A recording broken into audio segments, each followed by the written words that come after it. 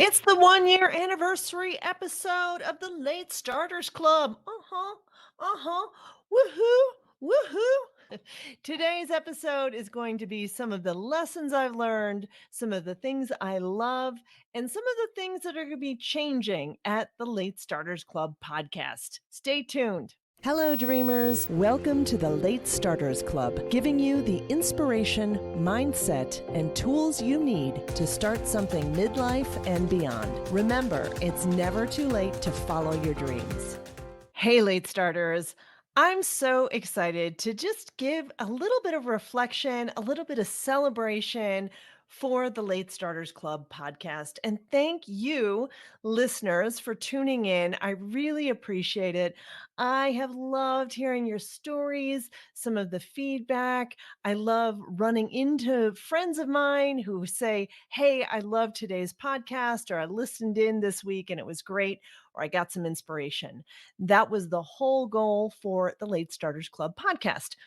And really, it was also a way for me to get inspired as well. I knew that as I'm here in midlife, I was seeing so many people, friends of mine, people that I've talked to who are like, "Oh, it's too late to do something." Or, "I don't know, I've always had this dream, but I didn't get a chance to do it." And this is been the place for inspiration for me, and I know so many others. But today, I want to just do a little bit of reflecting and talking about this past year and what it's meant to me, and talk about some of the things that maybe didn't go as well as I thought, or things that went better than I expected. So, one of the things that I have loved is just all the amazing people I've gotten to talk to, the people who are out there challenging themselves, doing things that are hard, getting through tough times, and being so transparent about sharing how they got through those times has been so inspiring to me. I know that anything is possible, that there are no limits except the limits we put on ourselves. Maybe, okay, maybe we're not going to be able to run the fastest marathon or whatever at this age, but there's people who have talked about how they are faster than ever this time of their life, or they are going back to school in their 80s, even, or they are doing new businesses in their 70s. And I just love it. I just am so excited. And I know that it's giving me motivation to keep going. Another thing I've really loved is hearing everyone's quotes. We'll have a link to the quote episode here in the show notes, but that was a favorite thing of mine, is going to be continued, that I'm always going to ask people for favorite quotes that inspire and help get me inspired. The thing I've also loved is seeing some of the common threads through the interviews. What I've noticed is that no one's journey has been easy. There's no, "Yeah, that was a simple little thing for me to get through." No, there's always been roadblocks. There's always been challenges. And some of these challenges have left my guests crying on the floor or feeling like they are at the end of their rope, but they have kept going and shared some of their wisdom around what they do when they get overwhelmed.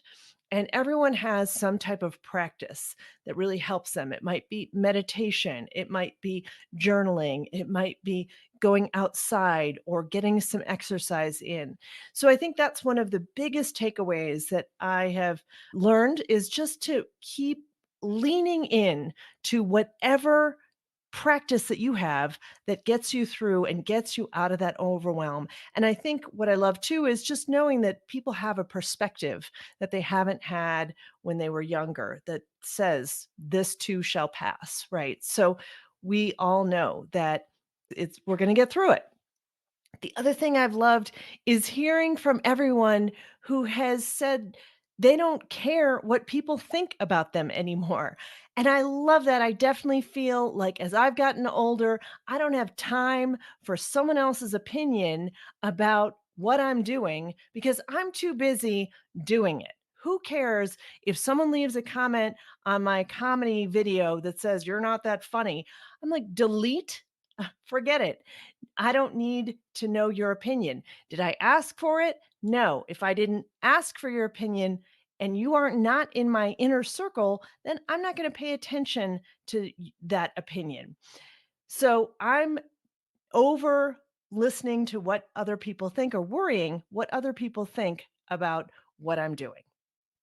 The other lesson I've learned that I love is how the challenges that people are doing right now help them feel more alive. They feel like they're really living their lives. They are out there just pushing through, and they know that creating and doing and being their truest self is really what makes life worth living. So I love that. And I think that's a huge takeaway for anyone who is feeling like they are feeling a little blah. Just go out there and try something new. So, a few lessons that I've learned, or a few things that haven't gone as well as I thought. Number 1 is the monetization part of the podcast. So I thought that I would have the podcast monetized by this point, a year in. I would have some sponsorships, I would have some other programs created, and that hasn't happened. And part of that is my fault. Have I gone out and done sponsor outreach? No. Have I tried to insert ads or do some of the things that are available for podcasts? No. Have I really done a lot of research into that? I've learned about a little bit. I've been to some podcasting events and things like that to learn about it, but I haven't actually really done it. So that will come. I get it. I'm going to work on that in the future, but it hasn't happened yet. And that's okay because I love what I'm doing and I love this podcast and I'm committed to continuing to create this amazing content. The other thing that has been a lesson for me is that I was originally doing 3 episodes a week. I was doing the interview episode, a top takeaways episode, and a quick fix Friday episode. And while I like that idea of creating more content, of having some content that is just strictly me rather than me interviewing someone else, I get that there are good reasons to do that. It was a little bit too much. I was having a hard time keeping up. And the weird thing was the smaller episodes, the shorter 5-minute episodes were what was taking the most time for me. I would stress about what I was going to say. I would maybe have to research a little bit of stuff and put it into more of a flow. And it was taking me too much time and it wasn't bringing me joy. So I have decided to stop those 2 shorter episodes for now. I may bring back the top takeaways episode just because I do like that. That was a little bit easier for me to do, and I like being able to kind of have some reflections on the interview because I think these interviews are super powerful and it's been really nice for me to be able to reflect and add a couple of thoughts in there as well. So we'll see if I bring that one back or not. But for the moment, we are going down to 1 episode a week, and that is going to be the interview.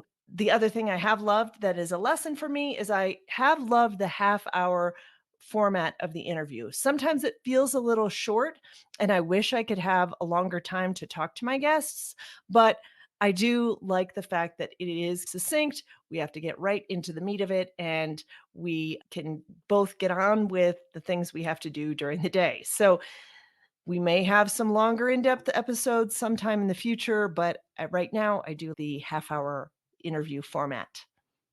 Another lesson I learned was that I was asking some of the same questions in the beginning, or had a set kind of question bucket to draw from. And I've gotten away from that. I've realized that really it's about someone's story, and maybe I can pull in a couple of those questions from time to time, but usually the conversation flows really nicely. My guests are all pros who are able to answer questions on the fly, and we really just go where the conversation takes us. One of the other lessons I've learned is that the show is not going to go viral by itself. It does take promotion, it does take getting that out there in several different ways. And so that's something I'm also going to commit to in making sure that I'm trying to promote the show as much as possible and gain new listeners. I'm going to be doing some more interviews on other people's podcasts if possible, and trying to do a little more cross promotion to grow the listener base, because I think this content is so phenomenal and inspiring to me. And I hope it is to you as a listener as well. And I just want it to reach more people.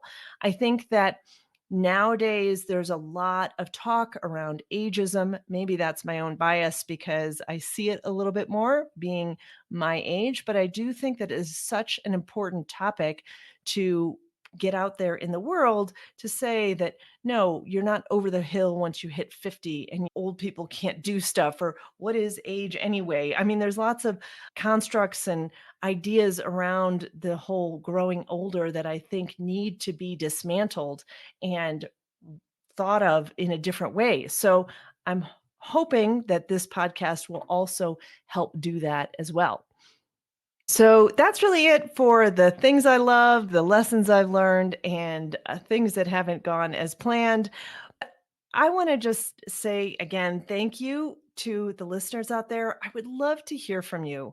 I think it's super inspiring to hear what you think about the episodes and how you found this podcast as well. And if you're listening to it and what have been your favorite episodes, please share anything that you have found in this podcast that has been helpful, or any ideas you have about maybe people you'd like to see on the podcast or topics you'd like to cover.